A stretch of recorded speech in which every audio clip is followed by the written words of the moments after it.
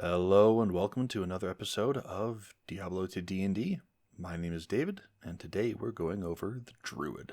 So, I normally start off with the changelog, but today I don't have anything in the changelog, so let's just jump into the Druid. Starting off with our class features, as a Druid you gain the following class features.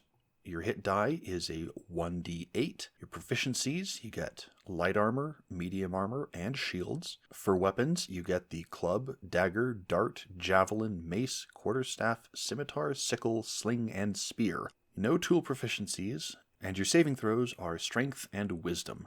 The skills you can pick are 2 skills from Arcana, Animal Handling, Insight, Medicine, Nature, Perception, Religion, and Survival. The equipment you start off with is a shield or any simple weapon, a scimitar or any simple weapon, leather armor, and an explorer's pack. So something to note here is this is basically unchanged from the Druid class features in Dungeons & Dragons. The only major difference is that Diablo Druids can wear metal armor and shields. They don't get the herbalism kit, and their saving throw is strength rather than intelligence. But basically everything else is the same. Oh, they also don't get a druidic focus because they're not casting spells. Druids are a wisdom class, so druids use wisdom to preserve the wilderness, preferring to learn through experience rather than study. The DC of any druid spell or ability is 8 plus your proficiency bonus plus your wisdom modifier unless otherwise noted.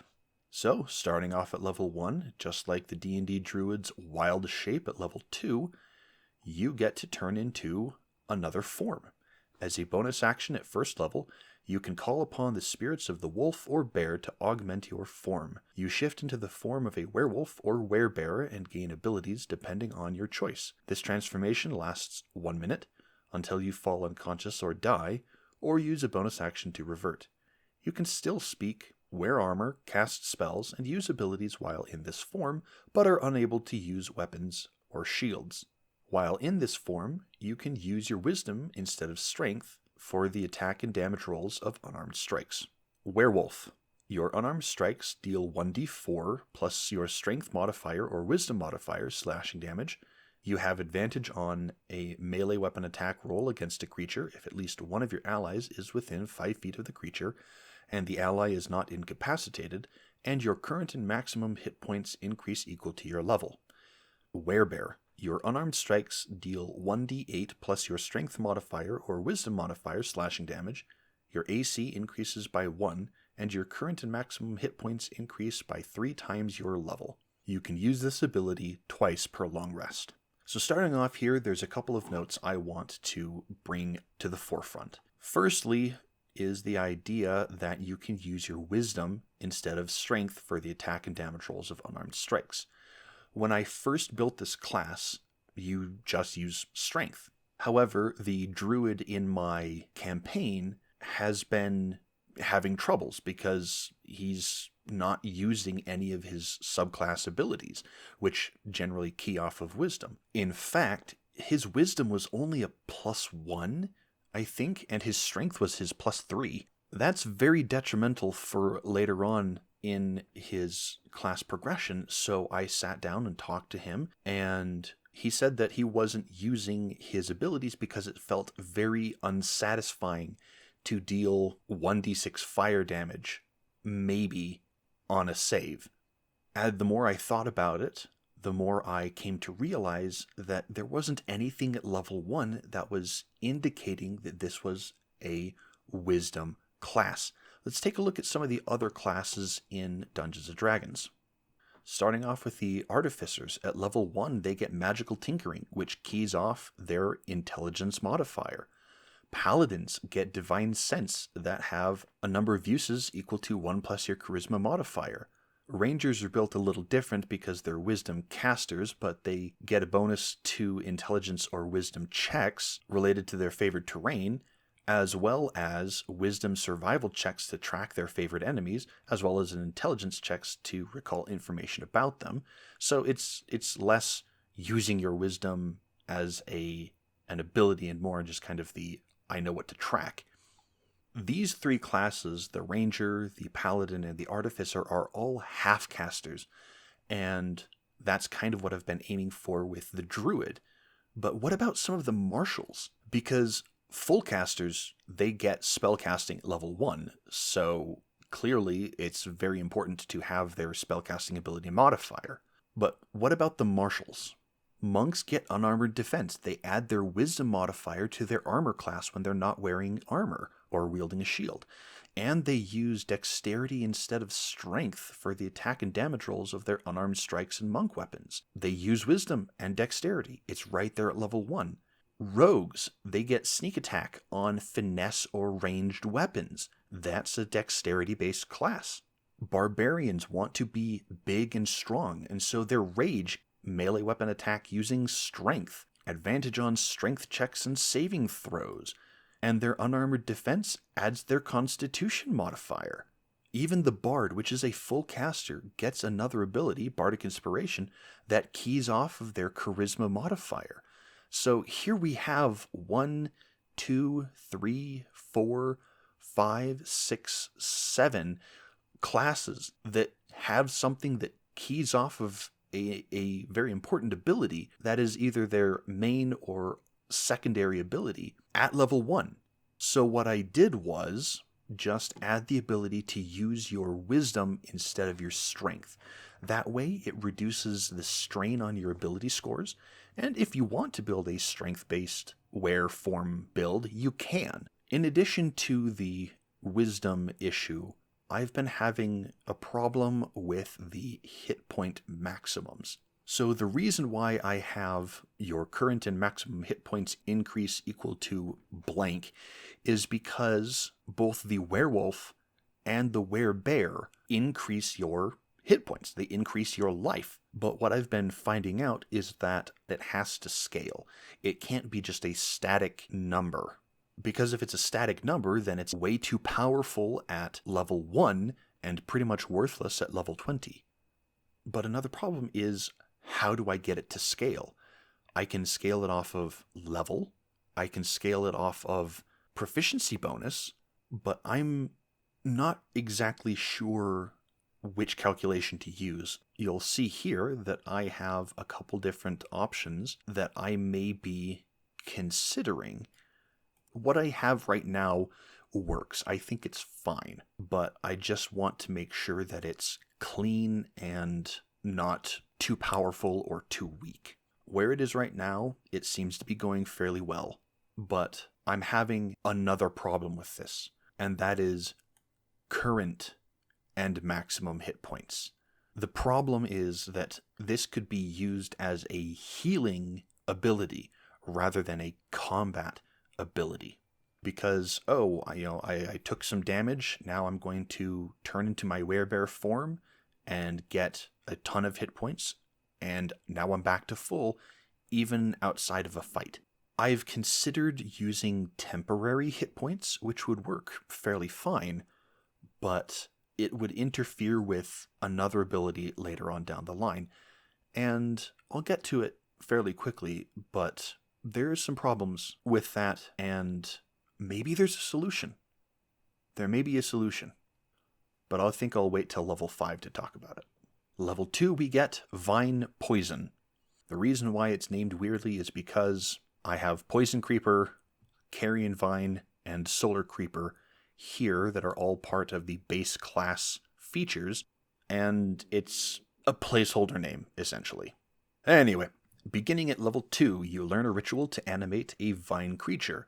You can spend 1 hour performing a ritual to animate a 3-foot long piece of vine. The resulting creature uses the Poison Creeper stat block below. This ritual can be done over a short or long rest. This creature is an ally to you and anyone you designate. In combat, the creature shares your initiative count, but it takes its turn immediately after yours. You can spend a bonus action to issue it commands if it is within 60 feet of you. If you don't issue any, it takes the dodge action and moves to avoid danger. Poison Creeper, tiny plant, no alignment. Armor class 11, natural armor. Hit points 5 plus twice your druid level, 30-foot speed, as well as burrow of 30 feet. It has 1 strength, 12 dex, 11 constitution, 3 intelligence, 12 wisdom, and 8 charisma. So pretty bad stats overall. Condition immunities. Immune to blinded, charmed, frightened, grappled, prone, and restrained. A fairly sizable amount of condition immunities, but keep in mind, it doesn't have eyes, so it can't be blinded.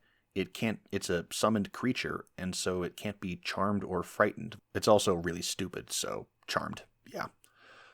Grappled, prone, and restrained. It's a vine. It's a plant. So, yeah, I mean, try grabbing onto it. It's just easy to slip away. And when it's naturally prone, it's immune to the downsides of being prone. So, yeah, it makes sense.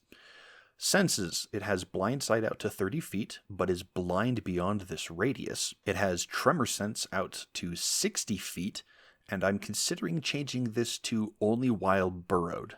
But I'll think about it.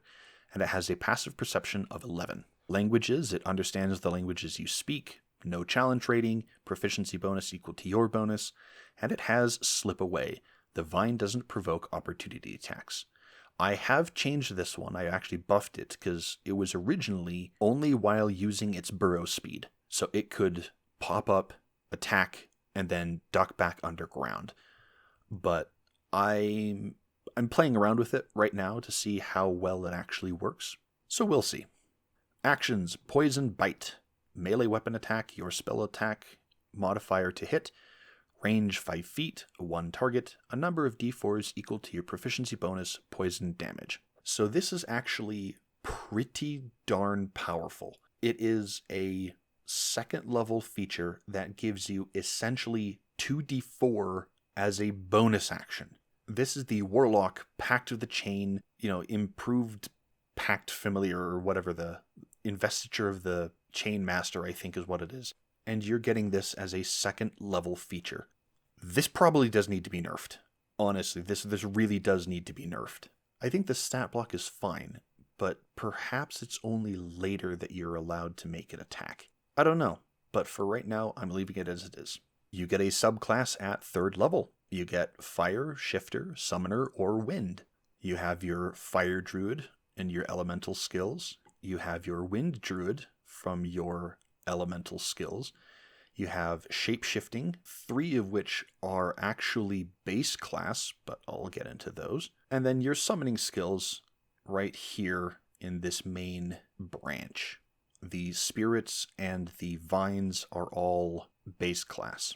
Feats at level 4, 8, 12, 16, 19, same as every other class. And here's where we get into level 5, Cyclone Armor.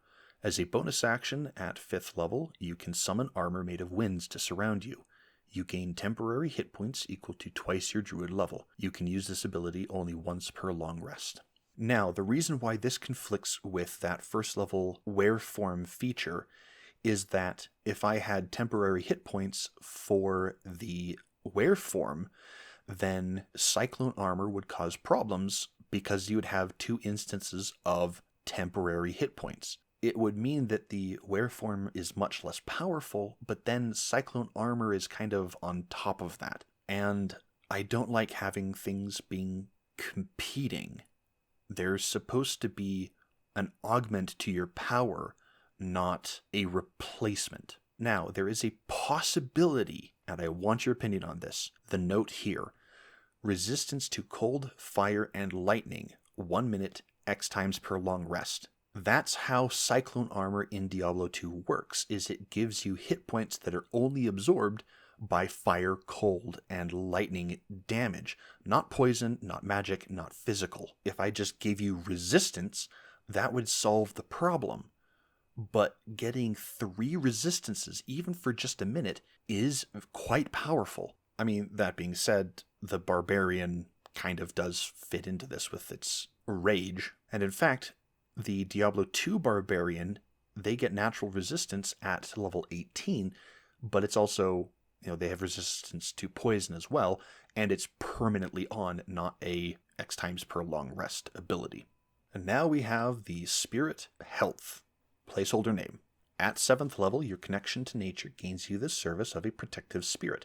Whenever you or someone you choose within 30 feet takes damage, they can use their reaction to reduce the damage by 1d6. You gain more options at 11th and 17th levels. You must be conscious to grant this effect. You can only have one spirit active at a time and can change which spirit you summon at the end of a long rest. So, this is the Oak Sage. Now, the Oak Sage increases the maximum hit points of your party within a radius, but the problem is, one, the Druid already has maximum hit point increasing abilities in Were form, and temporary hit points in Cyclone Armor, and this is an ability that increases the life points of your party. So what happens if somebody moves in and out of that range? Do they suddenly get hit points and then lose them? Is that overpowered healing? Do they only get it once per long rest or whatever? The problem with all of those is that they have additional words that get attached there. And so making it just a simple damage reduction of 1d6 easily mimics the idea that your party is, well, healthier, while cutting down the number of words you have to have in that ability. Now, something that I thought of just now is potentially reducing the damage by your wisdom modifier. The reason for that is the Spirit of Attack at 11th level and the Spirit of Barbs at 17th level both key off your wisdom modifiers. So is a flat damage reduction too powerful? I mean, cutting someone's damage by 5 every turn is quite powerful rather than having just a 1d6. Another possibility is that you can use an action or a bonus action or something like that to just say everybody within 30 feet of you, just at the start of your turn, you just roll a d6 and all damage is reduced by that much. And it's good and it could work, but maybe it's good, maybe it's not. Again, playtesting. All of this is in pre-alpha, so let me know what you think. At 9th level, you get the Vine Carrion.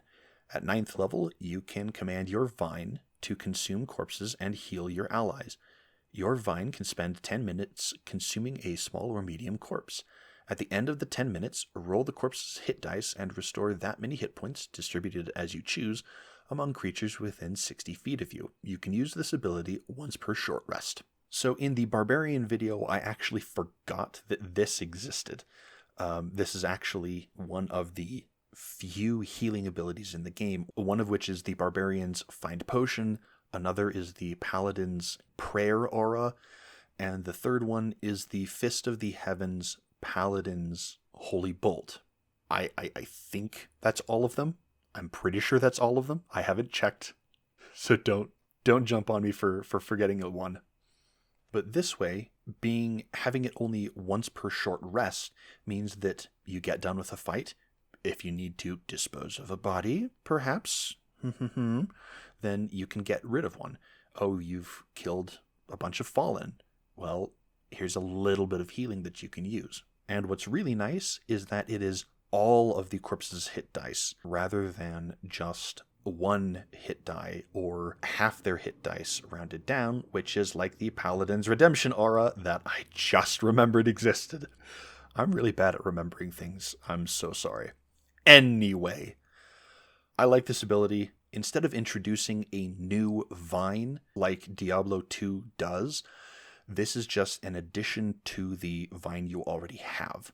That way I don't have to chuck 3 stat blocks for 3 different vines into this class. Moving on, level 11, Spirit Attack. At 11th level, the spirit you summon hones your and your allies' accuracy. Whenever you or someone you choose within 30 feet misses with an attack, they can spend their reaction to add your wisdom modifier, minimum of 1, to the attack roll, potentially turning the miss into a hit. So this is the Heart of the Wolverine, which increases the attack rating, your likeliness to hit, and your damage, which is your damage.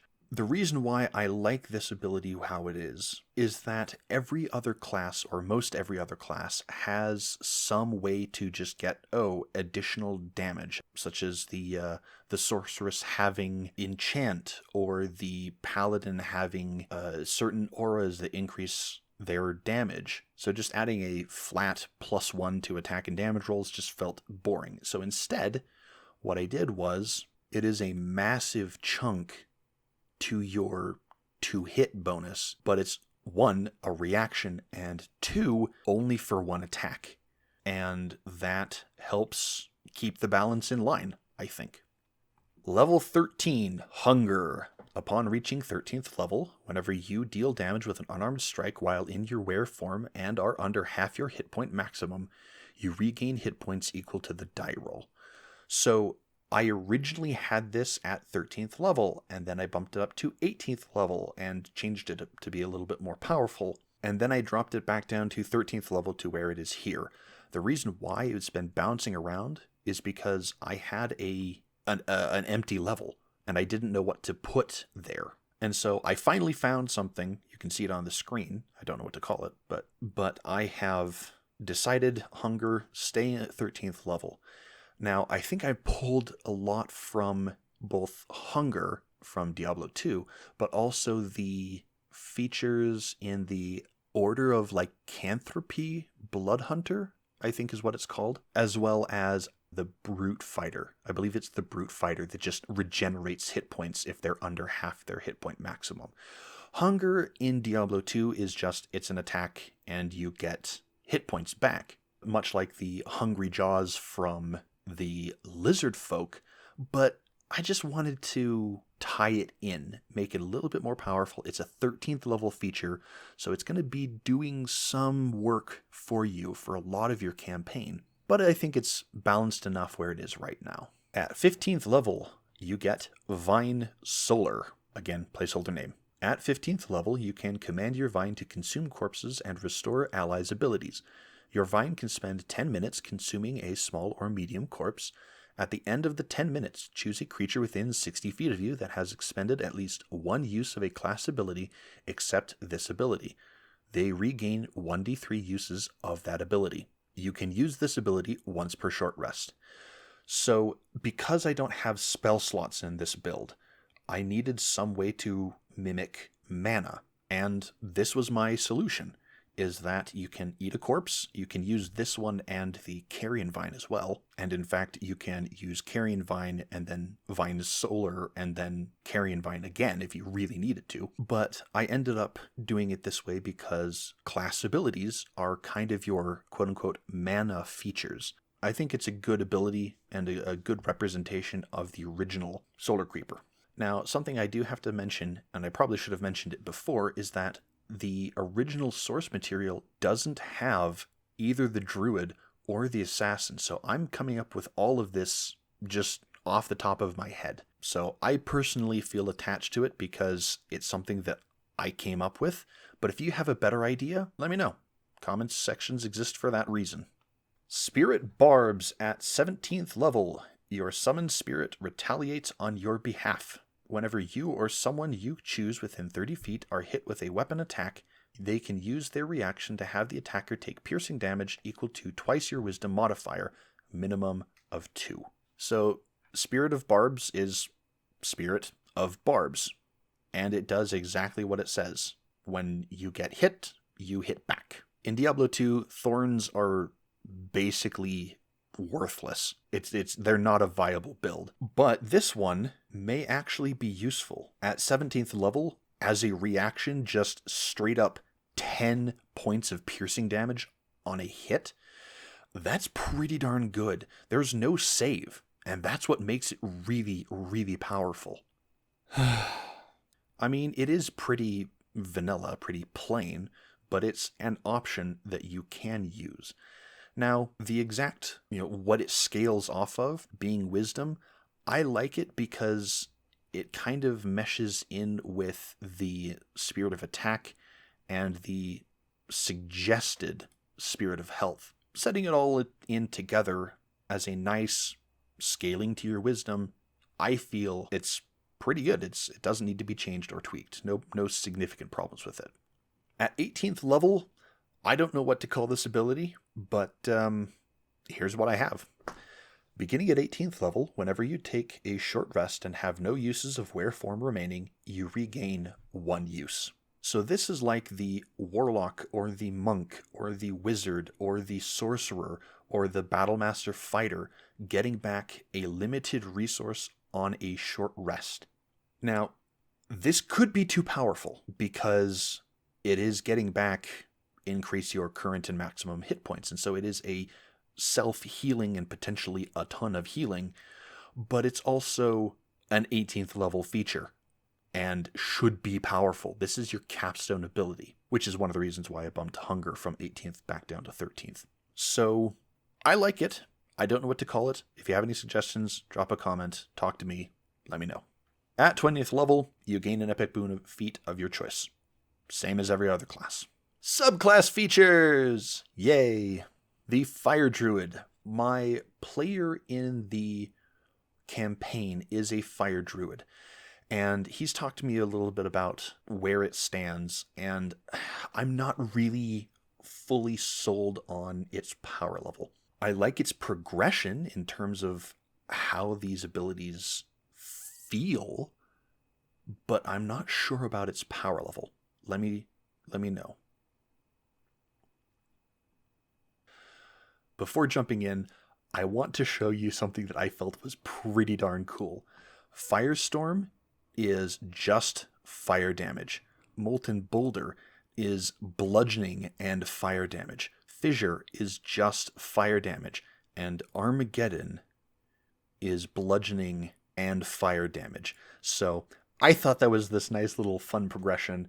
Unfortunately, I couldn't get Volcano in the progression, and I don't know, maybe that could put that as the 13th level feature and a Hunger at level 18. I could move some things around, but it didn't feel right to be as a part of the main class features. So anyway, Firestorm. When you take this subclass at 3rd level, you gain the ability to scorch the ground in front of you. As an action, each creature of your choice in a 15-foot cone makes a dexterity saving throw, or take a number of d6s equal to half your proficiency bonus in fire damage, or half as much damage on a success, round up each time. So one of the things that my player and I talked about was the damage feeling too low. Levels 1 through 4, you get 1d6.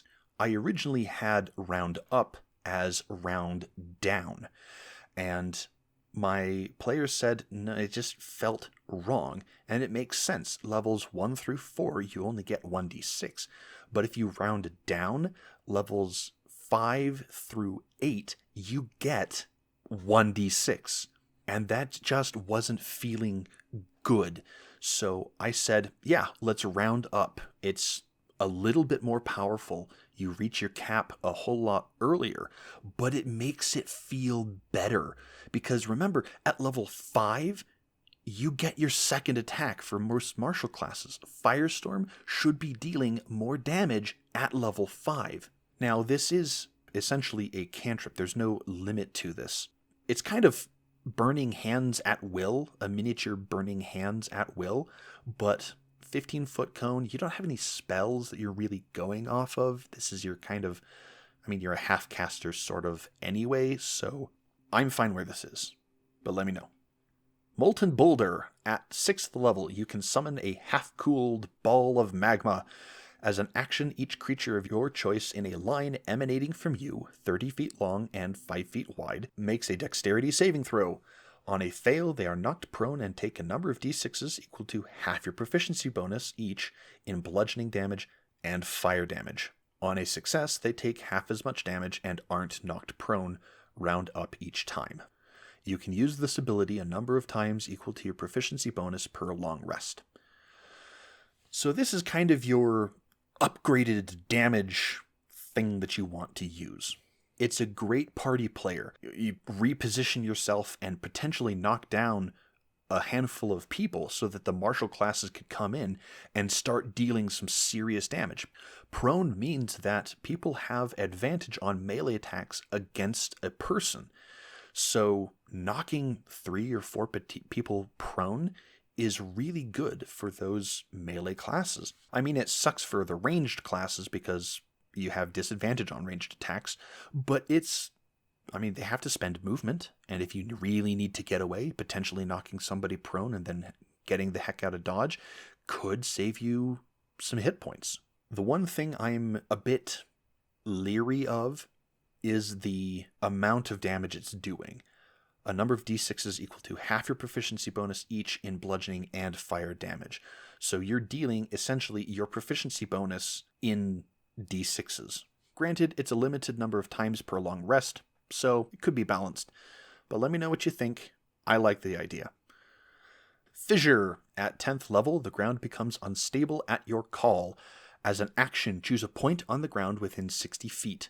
Each creature of your choice within 60 feet of that point makes a dexterity saving throw or take a number of d6s equal to your proficiency bonus fire damage, or half as much damage on a success. You can use this ability a number of times equal to half your proficiency bonus rounded up per long rest. This is Fireball. Kind of. It's half the range and doesn't do nearly as much damage, but I mean, I'm kind of basing this ability off of quote-unquote at-will fireball. I mean, the downside is it's on the ground. You can't do it up in the air against the dragon. Yeah, it's a downside. But it is still a nice ability to have. 99% of the time, the fact that they're flying is not going to make too much of a difference.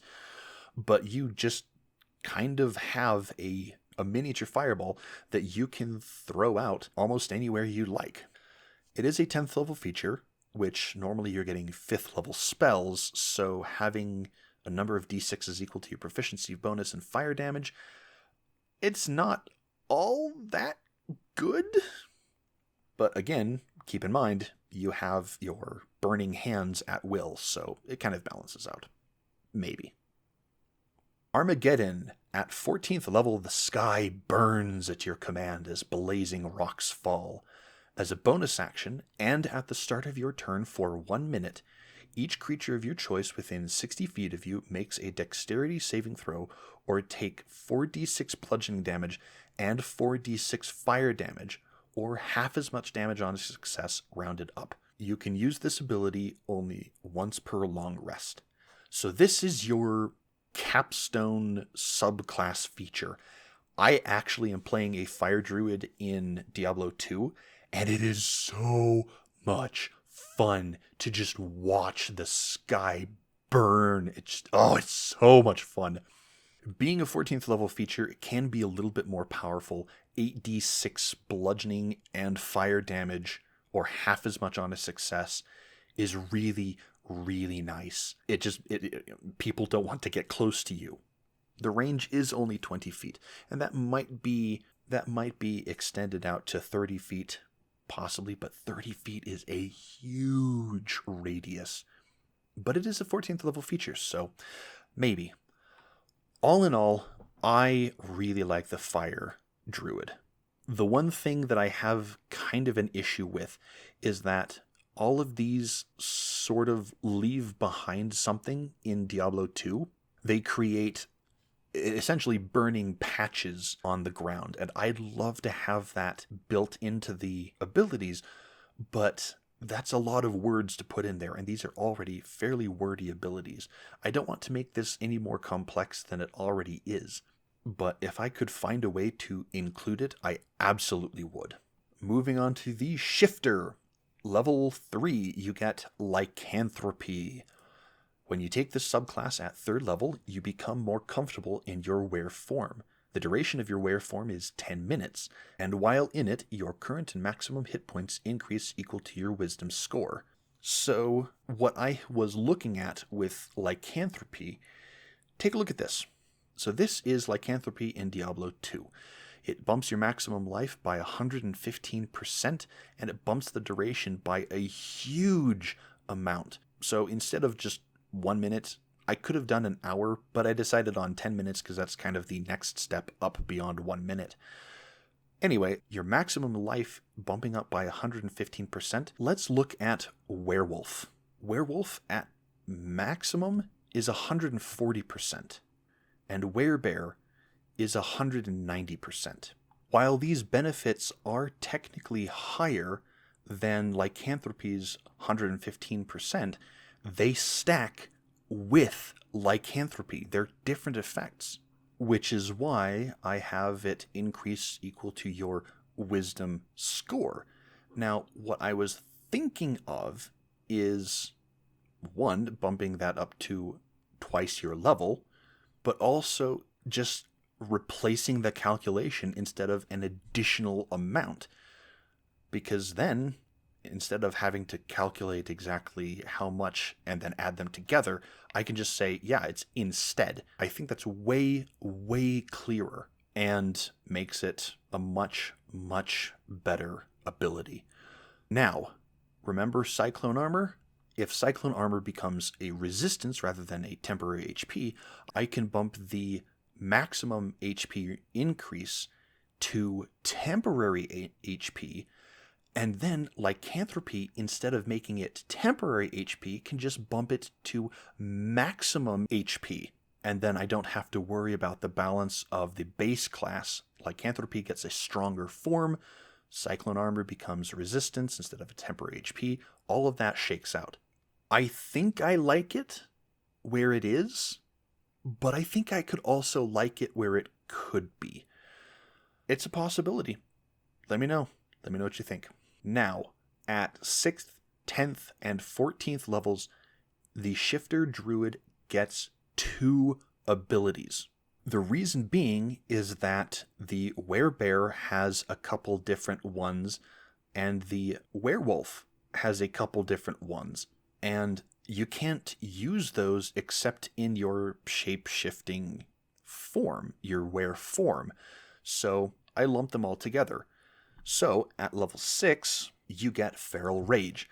Upon reaching 6th level, you can attack twice rather than once when you take the attack action on your turn while in your werewolf form. You get extra attack. It makes sense. Feral Rage is your extra attack. It increases your attack speed. But it also has Lifesteal. So, whenever you hit a creature with an unarmed strike while in your werewolf form, you can regain hit points equal to your wisdom modifier, minimum of 1. You can use this ability twice per long rest. That twice per long rest is only for that second paragraph. You can just attack normally. You're always going to get that extra attack. Now, Maul, on the other hand, instead of increasing the number of attacks you're making, you get one big attack. Whenever you hit an enemy with an unarmed strike while in a werebear form, the next time you hit with an unarmed strike before the end of your next turn, you deal an additional 1d12 plus your strength modifier or wisdom modifier damage. So the werebear is just this big, solid hit. But they also get, whenever you hit a creature with an unarmed strike while in your werebear form, you can have the creature make a strength saving throw or be knocked prone. You can use this ability twice per long rest. Now, while Maul does increase your attack speed as well, I figured that I wanted to make these two feel very different. Maul offers a stun rather than healing, and stunned is a very, very powerful ability. I kind of like the idea, much like this is going to sound weird, but the wolf's ability to knock someone prone, that is wolf in the monster manual. The werebear should have the ability to knock people prone. It's a very powerful ability, and I like how it separates the werewolf being, I want a ton of hits as fast as possible, and the werebear that just wants a massive, massive hit. Now, the werebear normally only deals that 1d8 unarmed strike damage. However, with Maul, it doesn't bump up your unarmed strike damage to 1d12. It's an additional 1d12. It's kind of like the rogue's sneak attack. That being said, it's also very, very difficult to continue doing because you have to hit every single time. Now, the fact that you can knock someone prone with Maul does help you, sort of. I guess they can just stand back up, so maybe it's not as powerful as I'd like, but still, 1d12 is really, really good. Rabies at 10th level. When you reach 10th level, as a bonus action, you can infuse your unarmed strikes with poison. For the next minute, the next creature you hit with an unarmed strike while in your werewolf form makes a Constitution saving throw or take 2d4 poison damage and be poisoned for the next minute. The poisoned creature can repeat the saving throw at the end of each of its turns, ending the effect on itself on a success. So what this will do is that you essentially get an additional 2d4 poison damage on only your next hit. But the effect lasts for 1 minute. Think of it kind of like the Paladin's smites, that, I cast the smite and then I whiff an attack. Well, the next time I attack, I could hit and take the effect. This does cause a bit of problems with what the druid already wants to do, which is command your vine to attack, and you're going to get more poison damage from your vine. But hitting somebody for the poison condition is also very, very powerful. But since it can repeat the saving throw only at the end of its turns, it's going to have at least one turn, again, if it fails, the initial saving throw, where it is making attack rolls and ability checks at disadvantage. So this is increase your own damage and potentially reduce the damage of an incoming attack. The original effect has some big differences. For one, the disease can spread. I didn't really know how to get that into the ability without adding a ton more extra words, but I'd really like to get it more in line with where it is in the base game without adding too much to it. And the other difference is that it's just one singular attack rather than a bonus action to, it's not a passive ability or an activated ability. It's straight up just an attack. But the next ability is Fire Claws for the Werebear. When you reach 10th level, you add your Wisdom modifier, minimum of 1, in fire damage to unarmed strikes while in Werebear form. This one is a passive ability, but I do like the idea that you're not adding too much to your action economy, and so just increasing the amount of damage you're dealing can feel a lot better. Now, it also upgrades at 14th level to become twice your Wisdom modifier, at minimum of 2, and there's a reason for that. At 14th level, you get Fury. When you reach 14th level, you can attack 3 times rather than twice when you take the attack action on your turn while in your werewolf form. Again, just kind of mixing in that I want to hit as many times as possible with the werewolf. Now, the werebear, the reason why Fire Claws bumps up to twice your Wisdom modifier at 14th level is because Shockwave does not add on to your werebear damage. Instead, you get Shockwave. When you reach 14th level, as an action while in werebear form, you can have each creature of your choice in a 15-foot cone make a Constitution saving throw or take 1d6 bludgeoning damage and be stunned until the end of your next turn. A creature that succeeds this save can't be stunned by this ability for the next 1 hour. I want to re-emphasize, stunned is a powerful condition. A stunned creature is incapacitated, which means they can't take actions or reactions. They can't move and can speak only falteringly. The creature automatically fails strength and dexterity saving throws, and attack rolls against the creature have advantage. Like I said, incredibly powerful. This is a condition that stacks on another condition. That's really good! So I had to wait to 14th level to even give you the possibility of stunning. That's why Maul knocks prone rather than stuns. Prone is much less damaging. Shockwave is a con save, 1d6 bludgeoning damage, and stunned until the end of your next turn. If they continue to fail, then yeah, that's on them. They're continuing to fail. But the moment they succeed, they can't be stunned for an hour. Now, that being said, they still take the 1d6 bludgeoning damage. They still take the damage, but they just can't be stunned. So this way you get a nice little AoE. Fallen are coming in and here's 1d6 bludgeoning damage. So, yeah, Fire Claws bumps up its level because Shockwave doesn't increase your damage. Now, moving on to the Summoner. The Summoner you'll notice is fairly bare. Yeah, okay, that's bad. But still, anyway. But the reason why it's bare is because I'd have to bring up stat blocks for every single summon here. And that is quite a bit.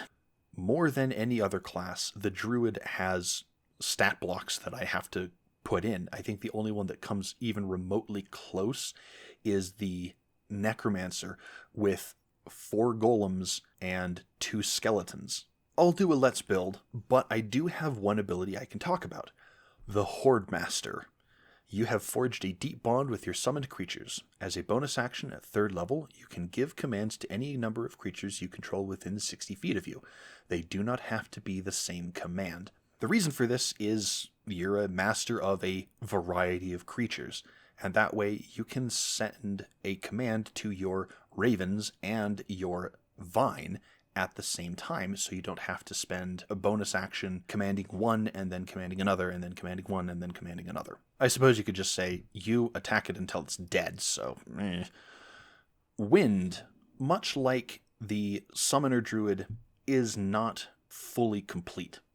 I had a burst of inspiration for its 14th level feature, Hurricane, which is why I got it down. Hurricane. At 14th level, you can command the winds to gather around you for protection and offense. As a bonus action, for 1 minute, you gain the following benefits. Ranged weapon attacks made against you or anyone you choose within 20 feet of you have disadvantage. The area around you in a 20-foot radius is difficult terrain for everyone other than you and anyone you choose. And when you activate this ability and at the start of each of your turns, each creature of your choice within 20 feet of you makes a strength saving throw or take 4d6 cold damage and are knocked prone, or take half as much damage and are not knocked prone on a success. You can use this ability once per long rest. So the idea is that you have a hurricane, a miniature hurricane around you. Now, I could probably reword this last ability to be at the start of each creature's turn, but I also did want to say when you activate this ability. Maybe or maybe not. Ooh, actually, hang on a second. There is that idea of when it starts its turn in the area or moves into the area at the first time each turn. I could do that. I like that idea, so I put that in the notes and I'll think about it later. But this is something akin to Armageddon. This is what I wanted the Wind Druid to be about. Knocking people prone, maybe pushing people around with your winds, having cold damage, maybe bludgeoning damage. I think the Twister deals physical. Yeah, well, I mean, I've not done them just yet, so we'll see. But I think that's the end of it. And I've rambled on for far too long. I think I'm an hour and a half into recording, and that is the longest one yet. So I will cut this off and say thank you for listening, and I will see you in the next one. Have a good whatever.